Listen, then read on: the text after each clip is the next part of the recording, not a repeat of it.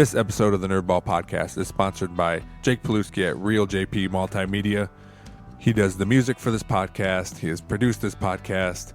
If you need anything audio-visual done, he is the man to see at realjp.com, REELJP.com. Let's start the show. I'm Jeff Stewart, and this is the Nerdball Podcast.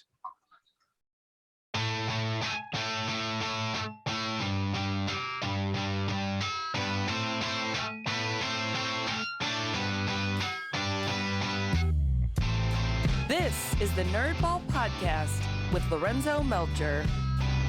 All right, thanks, Jeff. You sounded like really cool when you said it. Like I say it all weird. It sounds like that's my normal talk, man. Man, you're just a cool guy. I'm gonna have to introduce my podcast from forever now. I'm in. Lifers. Yeah. Well, thanks for coming on. I feel like you've known me longer than I've known you because you probably knew me as a little child because you were friends with my uncle. I did. Yes. Which I would like to get into that. Yeah. I would like to get into that because I think that's interesting. Yeah. But first, I always ask everyone, what is something you are nerding out about recently? Something that you're really into. The only thing is it can't be your job. So just something that kind of you get away from your job. Something that calms you and something that you just like to do. Or some books or some movie series or something you're in, anything you're into. Awesome. All right. Yeah.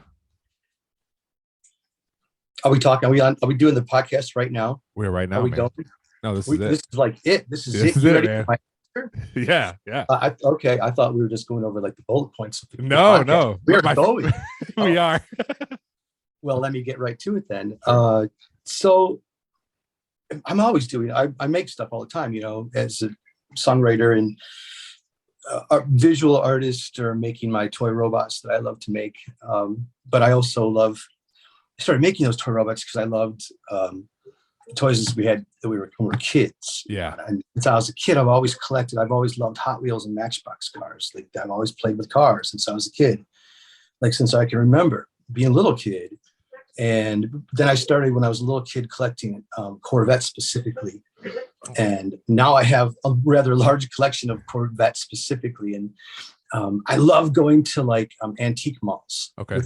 With Kendra, with my future wife Kendra, and we love to go. And she looks for old books and stuff, and I hunt for Corvettes, 1/64 scale. It doesn't have to be Hot Wheels or Matchbox. It can be like any brands of that, as long as they're the 1/64 scale. And I have a big in front of me here in my office in my den. I have a big wall. I made these shelves. I have a bunch of them on the walls, and just That's they awesome. relax.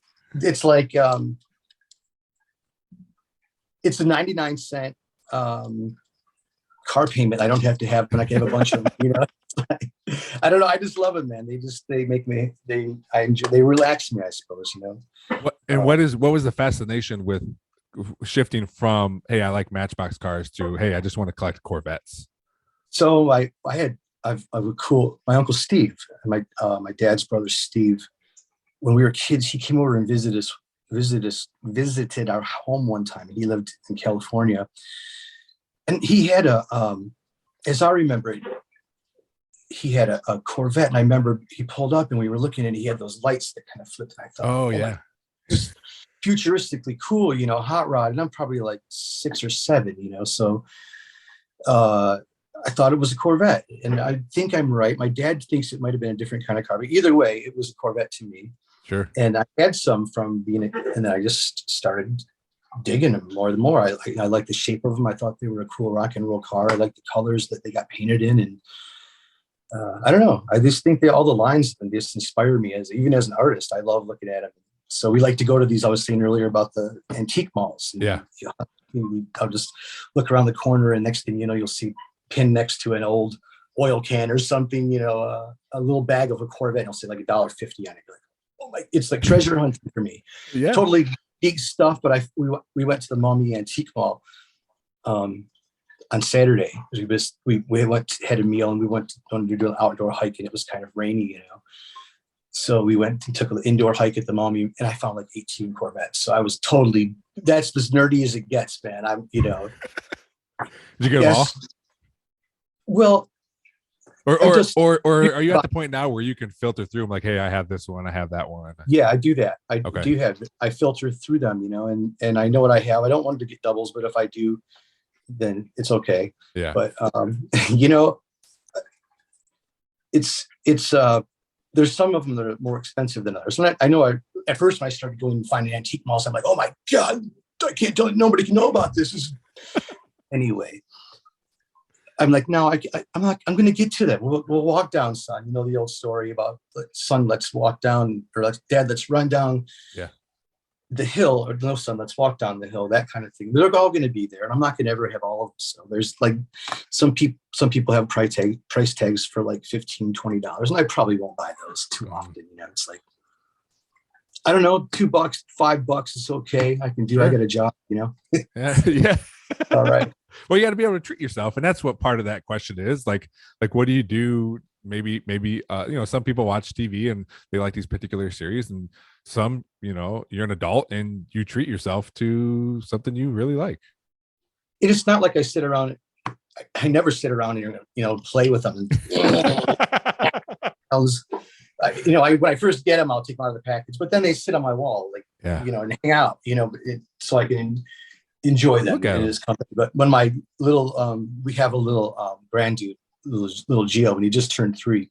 And if I'm a freak, this dude is the ultimate car freak. He loves, I'm Jaja. Okay. Lorenzo. All right. Jaja. He loves Jaja's. He loves his Jaja. I love this kid, and he loves cars more than I do. He's a freak, man. And he's going to definitely have this collection when, when I'm long gone, So.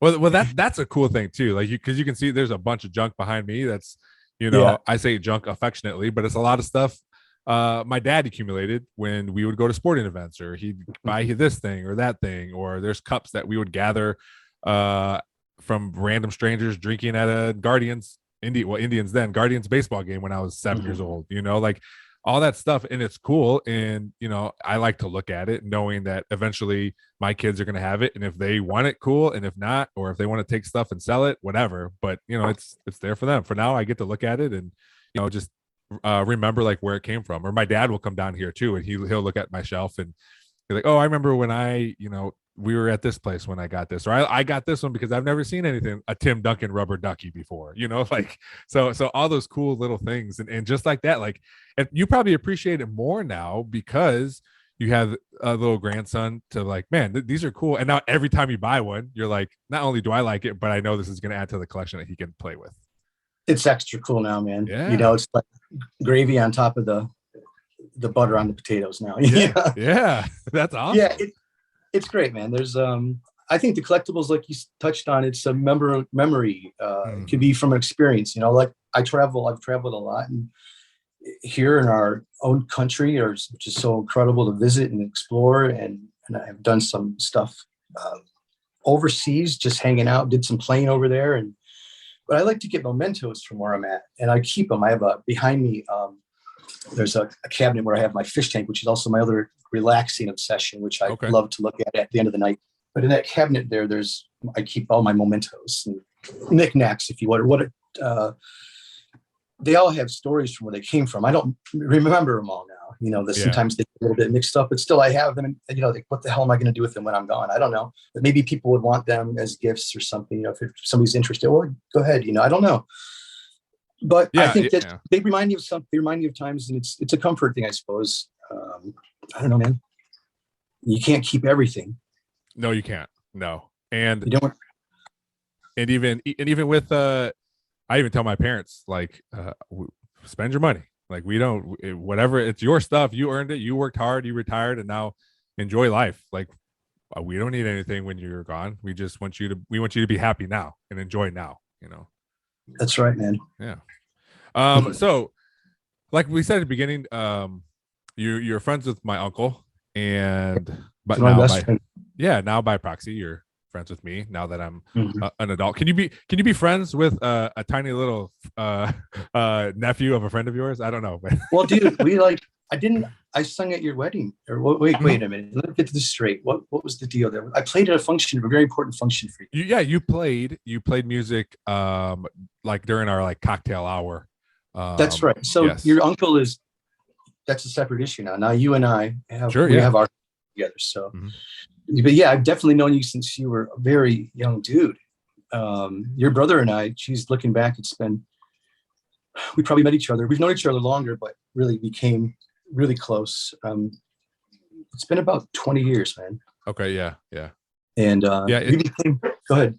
No, I was gonna say I remember, because I look back at it now and the friends that I have, like, oh, that was my uncle and all of you guys. Like, you had this friend group, and I remember going over when Jaime lived with, I think, Shane and Brad. They lived off of Heather Downs. I remember going over there and hanging out there and thinking, like, it's so cool to like hang out with these guys, or like we'd go to a bar when I was like 17 and just watch you sing, and I'm like, man, this is cool. This is like adult stuff, you know. And now that's how I feel now. Like, hey, we're all, you know, I'm 37 years old, and this is my group of friends, and you know, it's I hope like there's people that see us and like look up to us the way like I looked up to you guys, and you guys might not have all your shit together, you know, but as a kid looking at you guys, it came off that way. And you know, maybe you didn't think of it that way or whatever, but I was like it was fun hanging out with you guys, because they're like, oh, these are older guys, and they talk to me like I'm not 17 or 18 years old. They just talk to me like I'm you know, part of their group.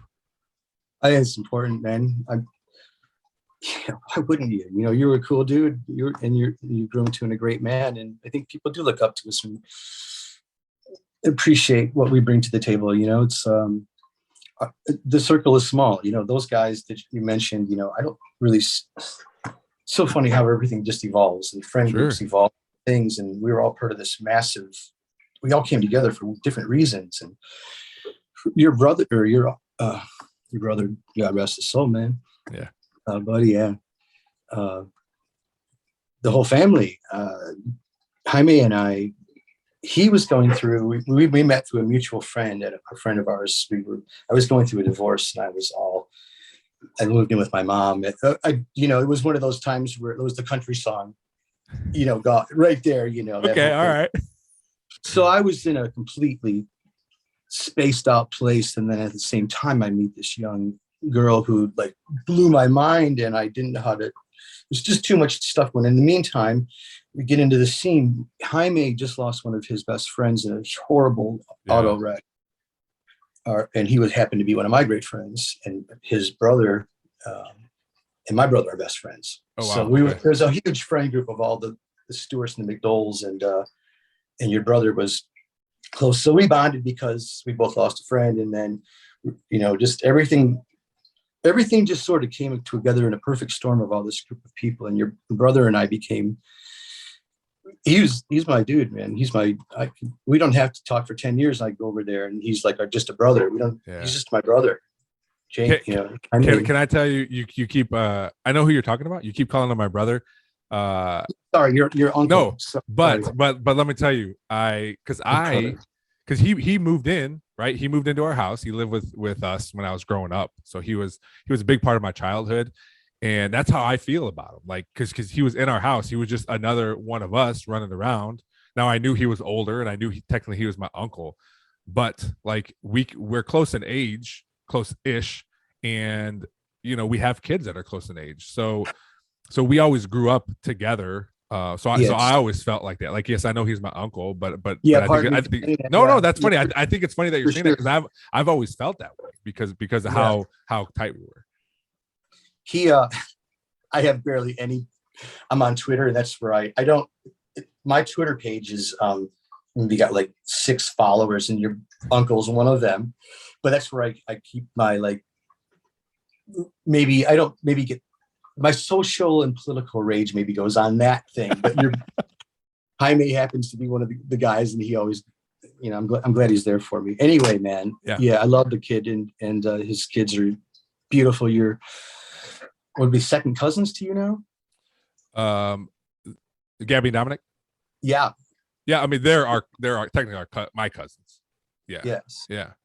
It's man. it's cool. Like all these levels of these layers of uncles and brothers and everybody tonight. I'm just on like this. I'm at a different level right now. That's all right. That's all right. Yeah. So I do, you're a musician here in Toledo area. You've been doing it for a long time. So I want to ask you, how did you decide, like, hey, this is what I'm going to do? Because I know most musicians, and my brother-in-law is Jake Paluski, so I ask him a bunch of stuff, and No, I do mates too. yeah. I know most musicians do it as a side gig first, as they're working full-time jobs or whatever, and slowly morphs into that. How did you even get started in music to begin with? And I know that was probably forever ago. Yeah, it's never a time in my life I can remember I didn't want to be in music somehow or other. I don't know. I always dreamed about it since I was young. And I went to college. I graduated, I have my degree on my wall, and I had some jobs post-college, all while playing in bands and recording music and stuff, and daydreaming about music and sleep dreaming about music, and finding a place during those. I can't ever get those hours back of all the jobs that I've had to have in the corporate type of world. And, it just was not me. And I realized that's very quickly. Went through this divorce a long time ago, and just like, I'm never going to go for anybody else again in my life. I'm never going to do that, be somebody else who I'm not. Yeah. So I just started gigging, man. I mean, I've always played music in bands and stuff, but it had to be more of a weekend warrior hobby because I couldn't realize my full desire or wishes or my own, what I feel is my destiny, I guess, and then I just started hustling gigs, and working, and supported myself and got my own place with my, by gigging, and was still able to facilitate studios and record with the cash that I made from my gigs, my jobs. So, and now I do it, more streamlined but still massively to take care of my family. And I don't have a cheap hobby. My main hobby is recording music, and I have to record I don't have a label, I'm not self-funded at this point. So I have to spend the hours, studio hours, and it ain't cheap, and I have 4 different projects and 4 different studios that I'm working on right now. So it's a constant, you can't paint without paint.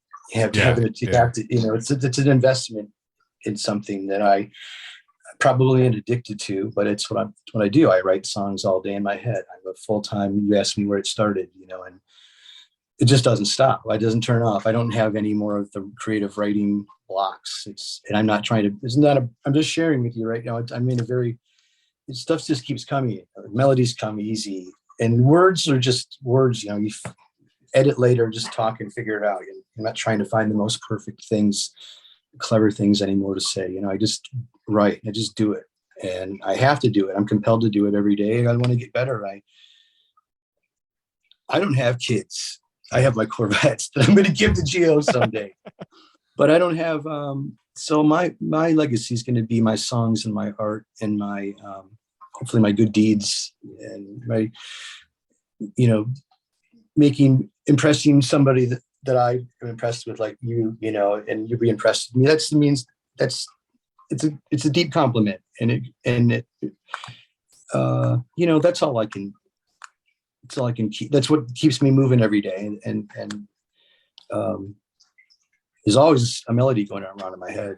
It's so. Is that hard to live your life that way, man? Just like, oh, I got to write this down, or oh yeah, what are those notes? I mean, it's just part of what life is, that's why I keep a pencil with me at all times. You have to write down your thoughts, and you have your phone, which I always hum the melodies in, or I can write an idea in, or play a guitar note, or play, into my phone and record it like an old doctor. Oh, okay. Yeah. Stuff like that. And I have tapes upon tapes of ideas, but now more so because I kind of streamlined in my own what I'm trying to say in every studio that I work in has different aesthetics, production aesthetics, but I know when a song comes in that I have to take care of it. I probably have to write some ideas down and wrench on it a little bit, to be fair. That's what has to happen. I think that if you don't, then you're lazy, and maybe you're not right for this situation. And not, don't mean to say you're lazy, but you can let a lot of stuff go. And I've let too many of those things go by doing something else as opposed to doing. Now I'm like, you know what? This is what we do. You know, the antenna is always up. It's kind of a magical thing. I'm not trying to be hippie-ish or anything, but you know, songs come out of thin air. It's just it's a thought. It's an idea. It's a melody. You know, we can write a song about anything right now. You know, and it's just like and then you can record it, and then it's just something. It's not tangible to your hands necessarily, but you can. It's here and you feel it in your heart, your soul. So it's always I don't know, man. So yeah. So when you're like deciding to make an album, could it be something that you wrote last week, also something you wrote last month, also something that you wrote 5 years ago, like just all into one? Yeah, all of it. You know, sometimes I do have a couple of things that I'm trying to stay real current in with everything, and I can, you know, to make it to be more topical per se, and social agendas per se. Okay. Or whatever, but I have notebooks, stacks of notebooks that I write in my ideas all the time, you know, and it just, so I do what's called mining. And when I'm writing and I feel like it's harvest time, you can just tell the songs are coming in and you're like, all your notebooks are open, your pages, you're mad scientist-y kind of, and I write notes I'll collect those thoughts and put it down. So there might be something that I wrote down that I thought was interesting 2 years ago that I forgot about. And I'll go back and look like, oh, okay, that makes sense for this situation here, you know? Yeah. So yeah, it's all just collecting. It's like the collectibles on our walls, but you know, we can take these collectibles of lyrical, poetic, just something you might say, something I hear you wrong, I might write down that I thought was interesting. Sure. Yeah, man, there's lots of new things to think about, lots of new thoughts, but there's also old stuff that can, you know, you just can recycle it, I guess, if you need, you know, your parts depart, you go back in and get it. Was there ever a time, and I might know the answer to this already, was there ever a time when you were like, you know what, and maybe it was, you know, going through the divorce or breaking up with girlfriends or whatever, but was there ever a time that said, I'm just not going to do music anymore? Yeah, you get frustrated. I mean, I talked about the divorce because it was a story, you know, it's not like I think about that anymore. I do parties. Sure. Yeah. I'm just saying, like, during that time, maybe that was a time, you know? Yeah. Focus me the question again, though. Was there a time where you were somewhere in your career, you were just like, you know what, I don't want to do music anymore? Everybody goes through their little pouty, petty preciousness periods, you know, oh, nobody's listening to me anymore, you know, or, you know, there's just, people have so much going on, and to try to get the attention that you think I put so much work into this thought that I have right here, that I wrote in my notebook that we just talked about, and then I made it a song. I made it a song, and I recorded it, and I worked on it, and then we went to the studio, and I put in hours to figure out how to sing that word, and then I made this package, and I put it all together, and then I went through all this fonts, and I had to find, and then I put it out, and I made a video for it. Oh, and 6 people liked it. You know, it's like, yes, I feel that same way. I feel that same way about this podcast, where people you can't think about that. You can't think about it that deeply. They can't, you know, because it's not fair to you. Yeah. You feel the same way about this as far as your podcast. Yeah. Like I do a lot of work and some social media, and I get guests that I think people will enjoy, and I do all this stuff, and then it doesn't get very many downloads, but I just got to keep thinking to myself, like, I enjoy it. I enjoy doing this, and I'm not getting paid to do this right now. This is a hobby of mine, but I get to talk to people that, you know, maybe I've never talked to before, or I've known my entire life, like you, but we've never sat down and talked one-on-one, you know, like all that stuff is cool to me. I just got to remember to tell myself, like, you're doing it for you. Like, it's cool for you. And those people that tell me when I miss an episode or miss a day, or for whatever reason, when I'm putting one out and it's supposed to be on a Thursday and it's not, and they text me like, hey, what happened to your podcast, man? How come it's not out today? Then I feel like, oh, like at least I know there's people out there that want this, you know, but ultimately, am I happy doing it? Yes. So this is for me, you know, right now. And it's hard, man. It's hard. It's Yeah. hard to take every day. It's your ego and we have human emotions that feel, think about this stuff, and we want people to be interested in it. And you can't force anything on anybody, but like you said, you do it for yourself. And the old cliche, if you're doing what you love, you're not working, Yeah. But I guess it's true to an extent. I know you're not making $1 million off the podcast, but zero, really. It cost me money. yeah, exactly. That's what it cost me to make the stuff I make. Yeah. Money. But I mean, I wouldn't be here. I wouldn't be. I don't know if I would be alive, to be honest with you. I don't. If I wouldn't be able to do art and music. Not to be dark about it, but in a realistic way, I don't see. I just don't see a way out of that. Well, it's what, just like you said, what keeps you going, and I'm sure if when I ask that question about what are people nerding out about, I have to put that caveat of like, it can be your job, because there is people that really enjoy what they're doing, but and that's keep them going. But and I'm sure people would answer it if I didn't say it that way, because it means that much to them. Maybe if I didn't tell you like, hey, it can't be your job, maybe it is your art. You mentioned your art and those cool little robots you make, and your music. Maybe that is what you nerd out about. It is what I nerd about in the studio. Yeah. The gig is the gig, though. The gig, I got to go to work at night. I got to go to my gig. I have to drive to set up my gear. I have to load my car, and I have to make my own little stage, my own kiosk, and I have to run my own sound, and I have to be my own guitar tech. And then I have to be an entertainer. Then I have to get paid, be the businessman. And then I have to tear my stuff down, and I have to drive home. That's the gig. Mm-hmm. That's the job where you get paid for. Okay. And I love performing and I love doing the gig, but it's also a job, creating music in a studio. That's Peter Pan shit, man. That's like being in Willy Wonka. That's I'm getting to make, and especially having some hindsight and understanding perspective now. What I'm doing, we're talking about leaving a legacy. That's what I'm all about now. I'm so hungry to put stuff out, but I'm rambling here, losing focus and everything. That's okay. That's okay. That's the point, is about being the Peter Pan in the studio. I was talking about how you have some perspective. So I'm trying to make records like my heroes now with perspective. Before there was I feel more hungry than I ever have, but before there was innocence in that rock and roll too. I didn't know. Now I kind of know some things, so I can dial it in to best suit my aesthetic and what I'm trying to get across is in the song.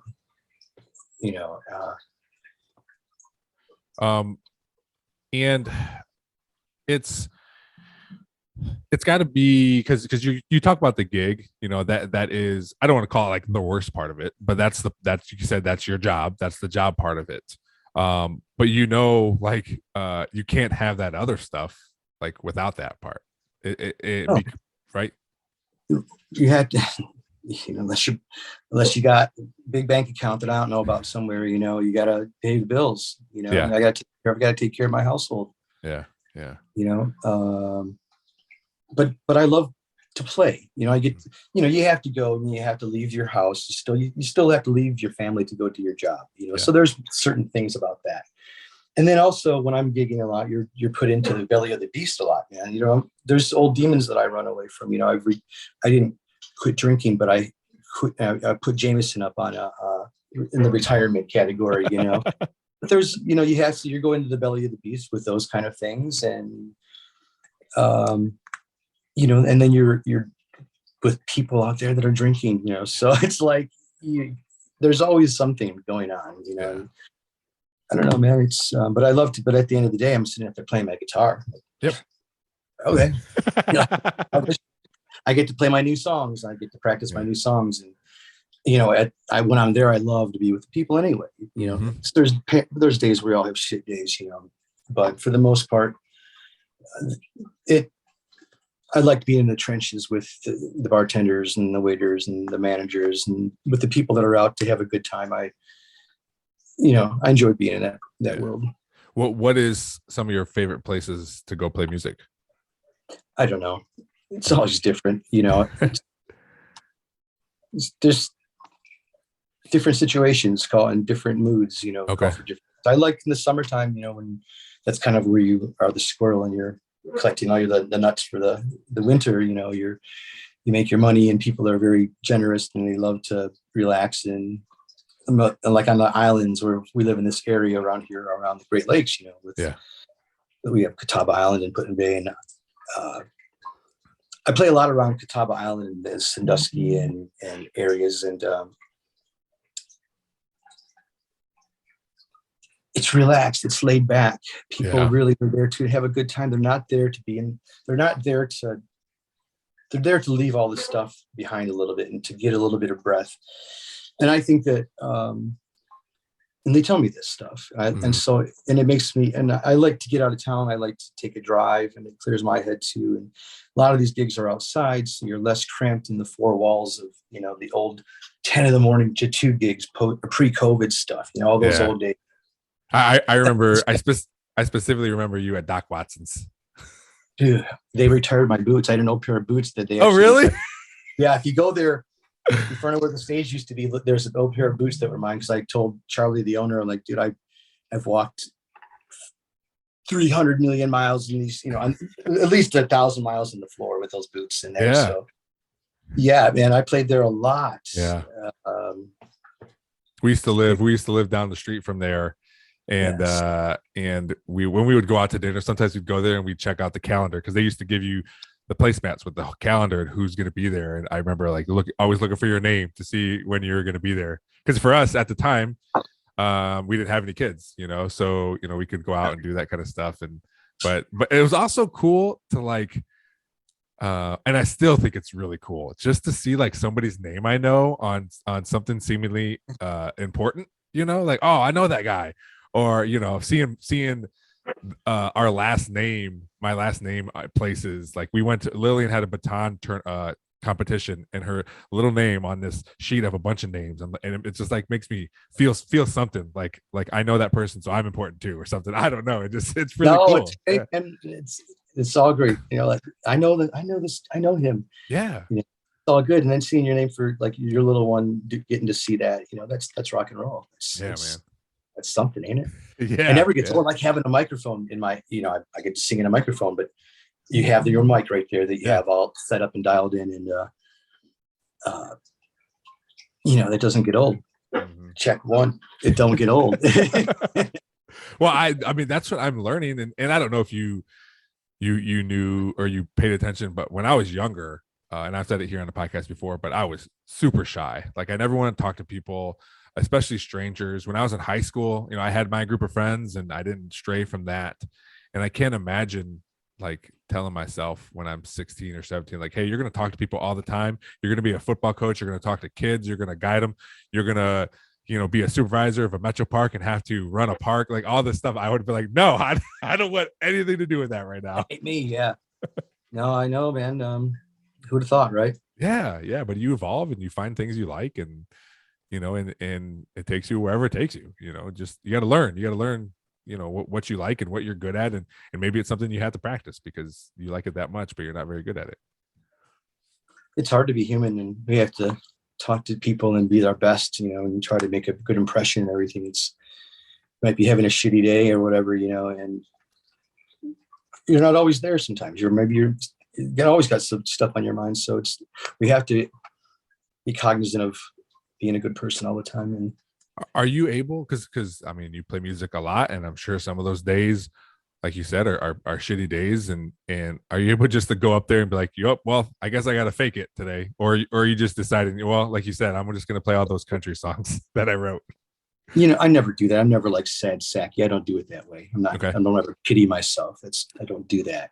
Sure. Okay. Not about that. It's more like it just feel if you're dark or your body, if you're not feeling good, or if you're hungover because of that stuff, or whatever, you're dark in your head, or you just had a bad night, or you're having a bad time with your woman, or some problems going on, a family problem, whatever. There's a million things that come at you all the time.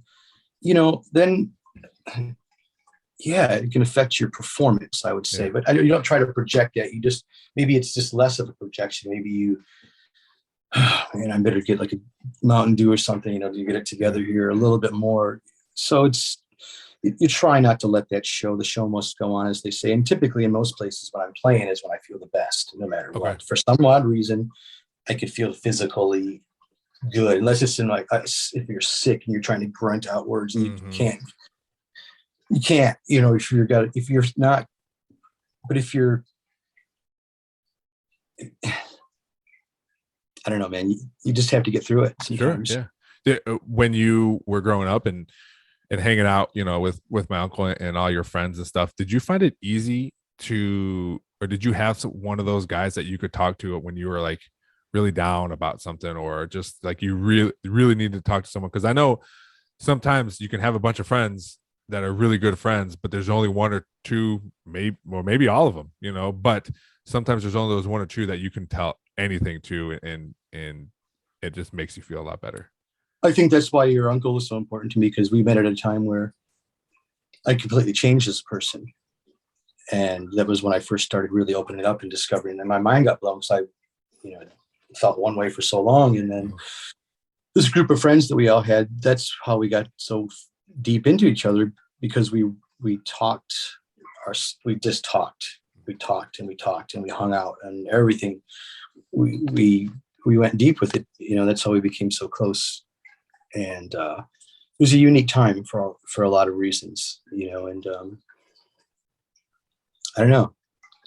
It's important to have outlets, and it's important. I know when I live in a household with Kendra and my soon to be 17-year-old stepdaughter. So I'm always with girl energy here in the house, and stuff, and my fish. But, when I get around my guys, I can tell, like, I'm dorking out or nerding out because I needed to, have a release or something, so there's, yeah, man.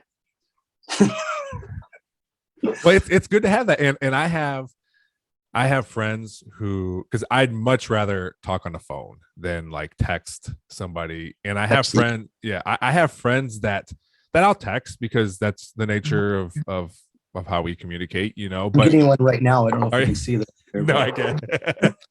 But I have friends that I know I can call, and and just like it's not weird, or hey, Lorenzo's calling me, it must be an emergency, because that's what I do. That's how I communicate with them.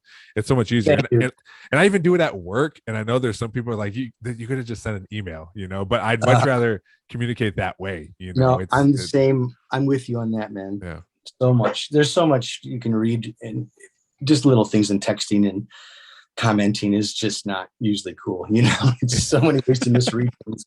You and I talking right now, we can't misread each other. We can just talk, figure it out. But you can talk to you call one of your old boys on the phone, and you just get back into it, or an old girlfriend, friend girl, whatever you and your old friends that are women. Yeah, you have to watch what you say these days. You never know what's going on. Yeah, man, it's nice to be able to get back with your old. You don't see them anymore. Things move on. Everybody has life situations. We were talking earlier how things just kind of go on. And your old friends, your friends become old friends. Then you don't see them. Maybe then next thing you know, it's 10 years gone by. Yeah, you don't know who that was. An old section of your life, an old photograph. But when you do connect, that's great. Yeah, that's really cool, because you both know that you survived some shit, and then when you reconnect, you can get back at it, and hopefully you've both grown together. You're not in your 20s, 30s, or your 20s anymore. So you probably have some meat on your bones now. Yeah. Well, I made a point I planned it last year. We started last June, but we planned a trip for. I think I invited like 13 or 14 guys. We went to high school. We're all friends in high school, and ended up being 9 of us that can go. But we're all going to spend a long weekend together in Austin. Nice. But it's something that, you don't get to do that kind of stuff, and there's families and there's jobs and there's, so it's cool that there's 9 of us that are able to get together. And I know it's just going to be like, hey, remember this time, but it's cool. You don't get to do that stuff. And just like you're saying, it's important to be able to have all that, and to be able to just like you have a bunch of girl energy, to be able to get out and do something else and be a part of different environments, because it's just going to make you a better person. and your friends are that know you old school can take the piss out of you, you know. And it's like your preciousness gets and all that stuff gets checked at the door. You know what I mean? You go into it, and Yeah, you're because well, yeah, you feel like, hey, I'm just an important person at my job, and now this guy's just shitting on me. yeah, man. But you wouldn't have it the end of the way because that's your mate. You know, you take You're him on the chin. I do want to get back to your music because I want to promote it. I want people to be able to find you and do all that stuff. And I think it's interesting because, like I said, I've never really talked to you about music. That was never my thing. Like I enjoyed listening to music, and all the music I still listen to is from when I was in high school, which probably happens to a lot of people. But did you have certain people like, hey, when I'm playing music, probably when you first started too, like these are the people that I'm trying to emulate, or these are the people that I want to sound like? Yeah, I mean, you know, of course, you know, there's been, you know, the earliest from, you know, the Beatles and the Stones and Zeppelin and BB King, and then you get into high school and MTV came out when I was 10 years old, man. Oh. And, you know, you're seeing all these, you want to be a rock star, you know, so all those influences happen. And now, like what I was saying earlier about getting to be in the studio and trying to apply some of the stuff that you've learned through the years, you get to use, man, that one song that I was, when I was 10 years old is now I'm get to use that influence now and put it into my own music, you know, so that stuff comes around hard. I bet there's something like, oh, you think of a song that you listen to, you're like, oh yeah, when was that? Then you figure it out, like, wait, that was 30 years ago. Dude, yeah, classic rock is, you know, classic rock is like, you know, it's not Elvis anymore, you know. No. Now it's Pearl Jam, it's classic rock, you know. Yeah. And yeah, I don't know, something else. Now maybe there's someone who's listening to music now and they say, oh, I like Jeff Stewart, I want to sound like Jeff Stewart. I hope so. I think there's a couple guys around that play some of my songs. I hope they don't need to song like I like when guys, they sound like them, but they can maybe use when they sing my songs. I like to hear that. That's a great honor. You know, I think what happens, you try to sing like somebody, or you try to emulate somebody, or you try to be like your heroes, and you're just going to fail. You're never going to be like them. That's what makes them unique, you know? Yeah. So what you have to do is you have to get an understanding that this is what you have to work with. So you better start like, I used to hate my voice, and now I understand for what it is as an instrument. So I've developed my own style, something that I'm comfortable with taking out of my toolkit and go to the microphone, and I can deliver my songs with my voice. So I think you emulate and you garner all this information and you take it all in from every, you know, all these factors of music coming in at you all from different areas. And it can't help but infiltrate your style. Yeah. Well, that happens a lot when I used to do stand-up comedy, and that happened a lot there. Like when people first started, you could tell like who their favorite comedians were. Not only how they sounded, but how they wrote, you know, but it's like you said, you can't help it. Right. This guy's been listening to an awful lot of Bob Dylan this week, I can tell, you know. Or yeah, man. I mean, for sure, you know, there's the guy that's running lines like Mitch Hedberg, you know. Yes. Yeah. Like, yeah. Yeah, dude, that's the whole thing. You said earlier about being shy. You went into stand-up comedy. That's completely 180 from a shy. You know. I know. I it's a weird thing. People used to ask me, like, do you get nervous? I go, yeah, I get nervous all the time. But as soon as I go up there, then it goes away for whatever reason. It goes away because I know what I want to say. And the same thing when I give speeches. I give speeches, you know, Saturday mornings when I'm talking to the JV football team, or I talked at a teacher work day at Perrysburg. I talked to a bunch of Perrysburg teachers, and I talked for an hour, you know, but it's, if you know the material, then it's less nerve-wracking. You know, it's still nervous all the time, but it's less because, you know, I know what I'm talking about. So that, yes. So I think say it again. They didn't there because you suck. You're there because you're good, you know? Yes. Yeah. Yeah. And I appreciate it. Yeah. Yeah. It's, if you're comfortable with what you're doing, and understand that this is what I want to do and this makes me happy, and I'm trying to make other people feel the way I feel, then the nervousness helps in that way too. Like, hey, I'm going to be nervous, but it's preparing me. In order for me to not be nervous, I got to prepare myself to do a good job. It's funny. I'm sitting here, I'm fumbling with words and stuff, and you lose track, and there's just so many thoughts coming in and out, and it's trying to focus an answer and then think of an answer that's interesting or at least true, and conversational. And then, it's hard to focus at all. I'm forgetting what I'm talking about already, but isn't there something you could the do, point is, right? You could do to harness all that and funnel it out. yes, the nervousness kills you. It's anxiety, and it doubles up, and you start thinking about it. I'm sitting there thinking about it, and then it just gets you in this loophole about it. But what happens for me is I suck at talking. Like, it's hard for me. It's easy for me to write because I can really get it down to edit. But when I'm on stage, like you were saying, when I go on stage, I go there to do my thing, and then I get to deliver.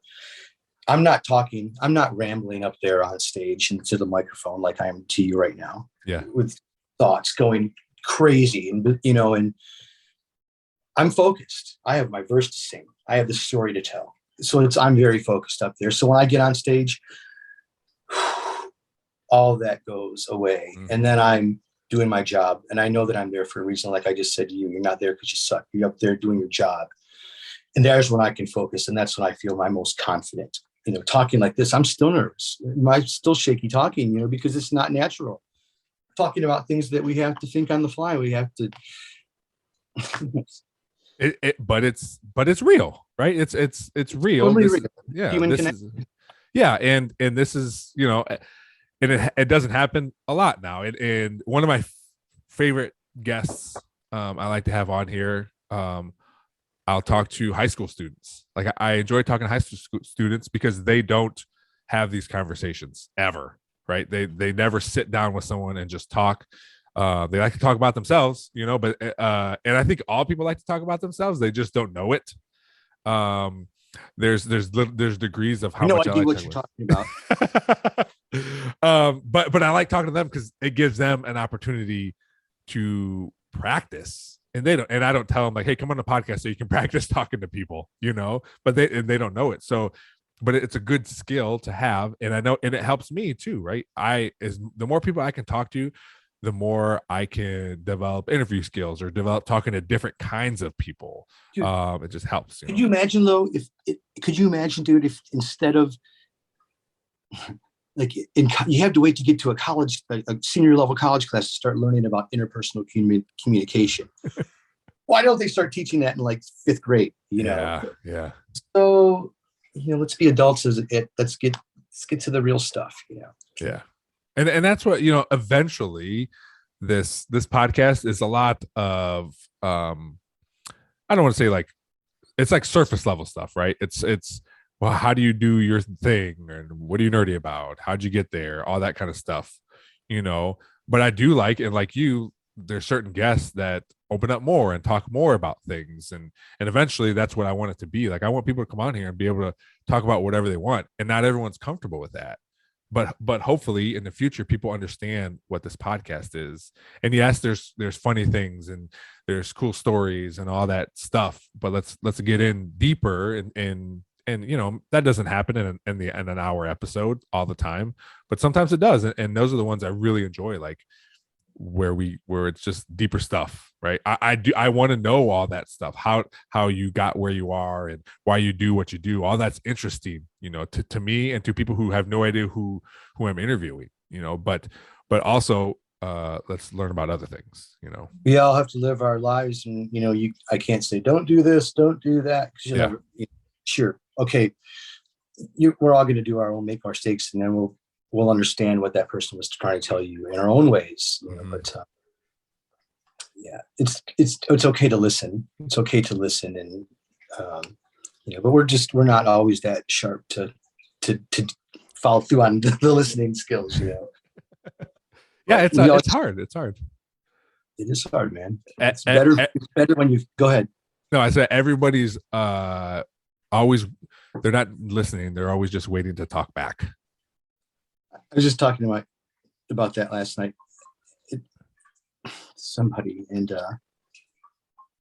it's very exhausting, and you can't get, I just noticed myself, jumping on you a couple of times. Like, no, it's fine. But that's what happens in your life when you're, if that's, but you have those people that do that, and they're like, it's okay. We're gonna get to everything, and everybody's excitable, but yes. it's okay. But I don't know, man. Communication is it a dying art? Is this picking up the phone? We don't have, what is it now? Is it just going to be text and checking our name in a box as opposed to writing it down? Having these kind of intimate moments, with somebody that I could talk to you for 10 more hours here. Sure, yeah. Like that's not boring to me. It's nice to get it out of your chest. It's nice to,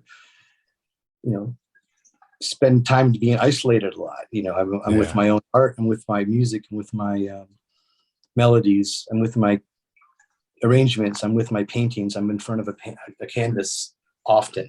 Yeah. Painting many things, to over and over to get what I need.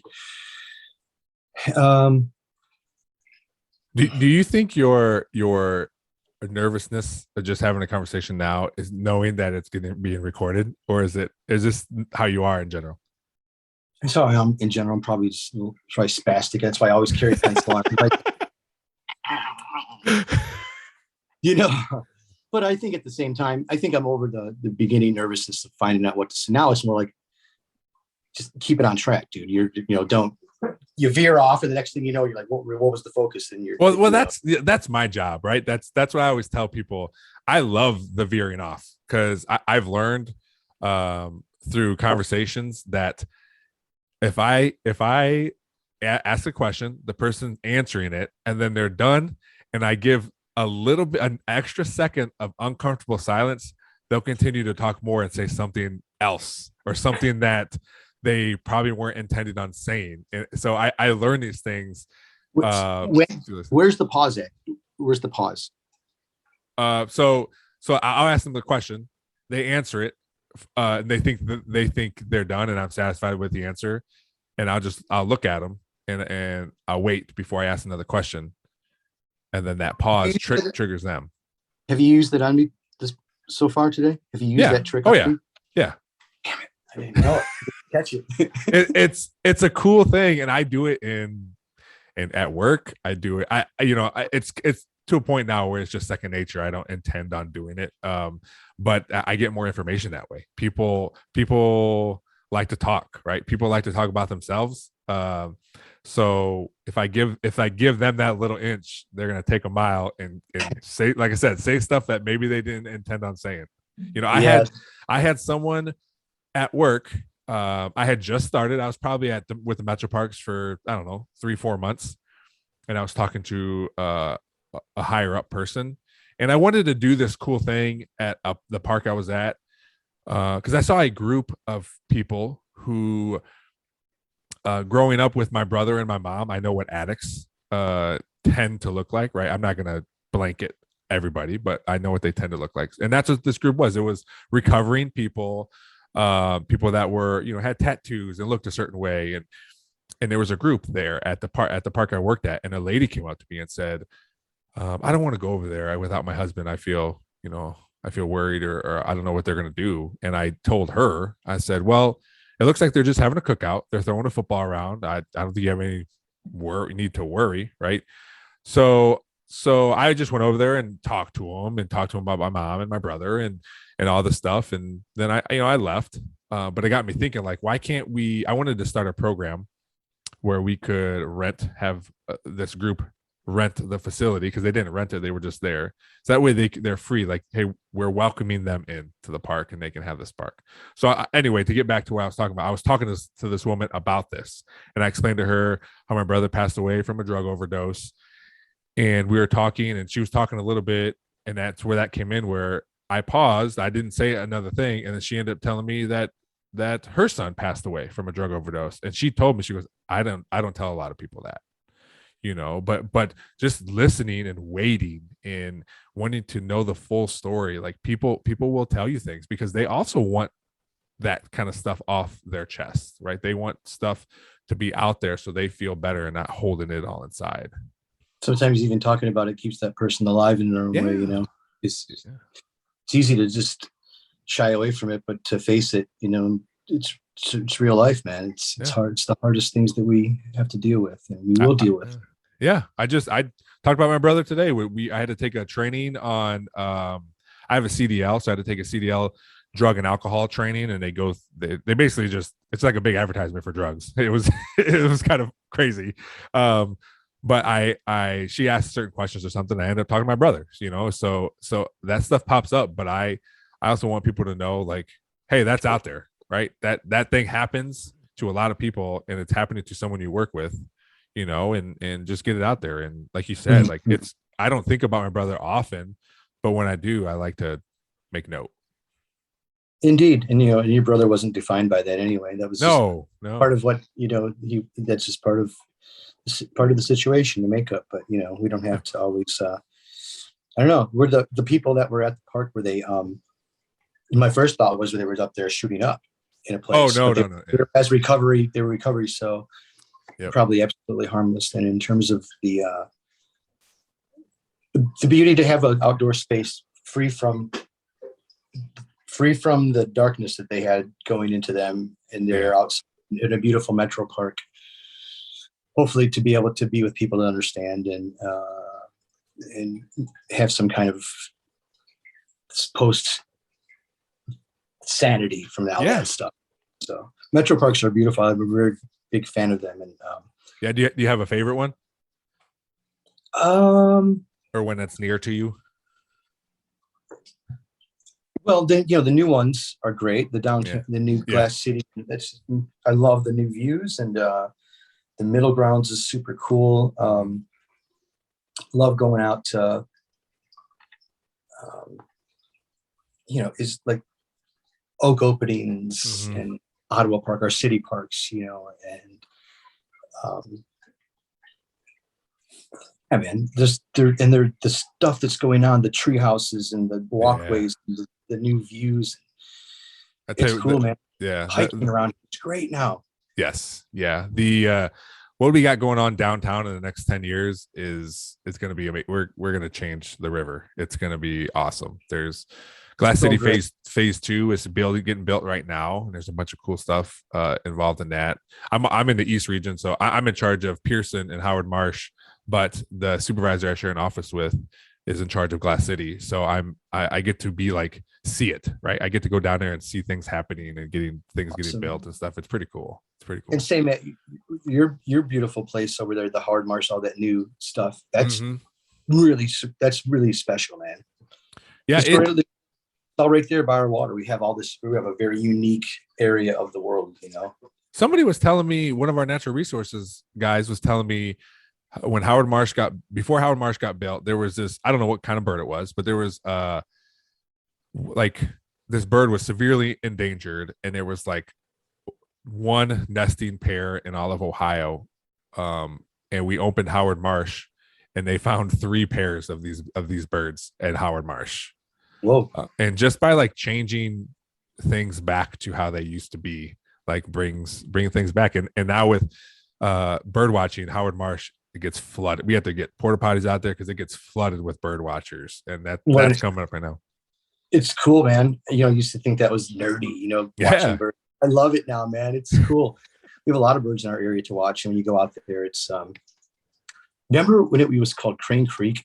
Do you remember that? Yeah. I have a quick story, I guess. Sure, yeah. Man, my dad took us out when we were kids. My mom and dad were divorced, and we were probably I was probably 9 or 10, my brother, year and a half apart, and then little one. Yep. We were all little kids. My dad takes us out to Crane Creek, just something to do. You know, he had us for the weekend, you know, and we went. It was a really windy and kind of like blustery day, and there was a lot of people out there. The waves were big. People were watching the waves, and people were kind of standing in the they had all these division walls, like break walls going around, and contain some of the you know, from the erosion and stuff. So anyway, they try to control some of the way the waters come in. But what happened was these waves were coming in. It was super windy, and my dad was like, okay, it's blowing wind, and the waves are going. My dad's like, let's stay right here up to your ankles or up to your shins, Yeah. And so we right on the shoreline, these waves were coming up, just crashing. So I turn around and I look, and I hear my brother Steve yell something. I look, and I see the top of his head underwater. He's flowing over by one of those break walls, which by the break wall, and the inside, then and it's like a washing machine there. Yeah. Just whirling and going in and out. And he gets caught in it. My brother Mark tries to go save him. He gets caught in it. Oh. So I'm going over there, not knowing what to do, getting into it. And I get into this world of underwater swirling world. At the same time, trying to grab onto the wall, trying to keep my head about me, as a young person. And I find I couldn't get Steve. Steve was going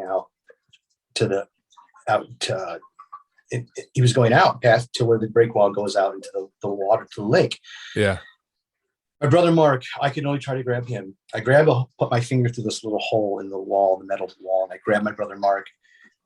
I hung on. We both got to the wall and climbed over. Somehow there was people on the other side seeing all these people that were getting caught in this vortex of water undercurrent. They were on the other side of this island and grabbing up the people that were getting sucked out. They got my brother. My dad, to this day, we get out. He's got his 3 sons sitting there on the beach, all in tears, like freaked out. Yeah. Pelted with sand, all soaking wet, and it's windy and blowing. My dad to this day says one of his biggest things was he thought he was going to have to go home and tell my mom that all 3 kids died in a freaking Crane Creek, the Crane Creek incident. So, but anyway, we survived. That was the first. You don't want to drown. I've learned that you don't want to drown. That's a suck experience. Yeah, We've always got Crane Creek though, and the birds. Oh, I am not a fan of water.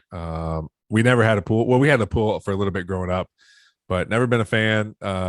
When I first came to the Metro Parks, I worked at Providence Metro Park right by the river and the dam there. And that terrified me a little bit, Really? But I'm just not a huge fan. I didn't grow up around it. We never went fishing. We never did any of that stuff. It just, I don't know. Andrea's parents have a boat. My wife has a boat, or her parents do. So they'll go. A lot of times I won't go just because I know they like to go upstream on the river and then just float. And I get sick. Like I can't even do it. So when I go, they move around, and I know that's not really what they want to do. So I tend not to go, but my kids love it. And if they can learn how to swim and all that stuff. So I your battle. You'll survive. We'll be all right. Yeah. Your battles. All right, Jeff, that was awesome, man. I really appreciate you coming on the podcast. Like I said, I've known you for a long time. I know you mean a lot to my uncle. You mean a lot to me too. It was just cool. Like I said, when I saw your name on the paper, it's cool to see you. Like I know that guy. Or when I would go to docks or go to a place, you always made a point. Like when I saw you and wave, you made a point to wave back and say hello, and that means a lot too. Like, you don't big time anybody, Jeff, and I don't think that would ever be you, no matter how important you get. You always be humble, and you always recognize people, and I always appreciate that, because I know people are there to see you most times, and for you to take your time to be like, hey, how's it going? It's a cool thing, and for you to be on here. So you're very sweet, man. I appreciate you, and you're sweet. I've known your mom and dad for a long time too, from the outside. So you're the product of their sweetness too. So yeah. Well, again, I appreciate it, Jeff, coming on here. Before we go, your music and everything they can find on Spotify. Right? I was just looking it up. I thought that's what I saw. Yeah. Is there a better way that people can? Well, right now, yes. I have 3 albums and some various things on Spotify. So I encourage you to look at Spotify. And okay. But more importantly, right now, with all these songs I've been working on, we've been making videos. A lot of the current stuff is getting put to Spotify. But right now, you can find it at Jeff Stewart. Put in Toledo, Jeff Stewart Toledo, and then I have my own YouTube page. But all these videos will pop up. You can get a glimpse of a lot of the new stuff I've been doing. Okay, great. I'll make sure to direct people there. I'll put it in links in the show notes so people know where to go. But I appreciate you coming on here, man. Thanks, Lo. It was great to talk to you, and love to your family and your wife and all that stuff. And I'll talk to you. All right, Jeff. Thank you. Cheers. Thanks everybody for checking out this episode of the Nerdball Podcast. Please rate, review, and subscribe wherever you're hearing this, on any of the podcatchers, on YouTube. Hit that subscribe button so you never miss an episode. We're coming at you 2 times a week now, audio and video. Check us out on all the social medias. Just search the Nerdball Podcast on Facebook, Twitter, Instagram, TikTok. We're out there. Gmail is the nerdballpodcast@gmail.com. If you want to shoot us an email, we'll be happy to get back to you. Thanks to Real JP Multimedia, Cuttlefish Graphics, Perrysburg Junior High STEM Lab, and Big Daddy Graphics for helping out the podcast. Thanks for listening. We'll see you next time.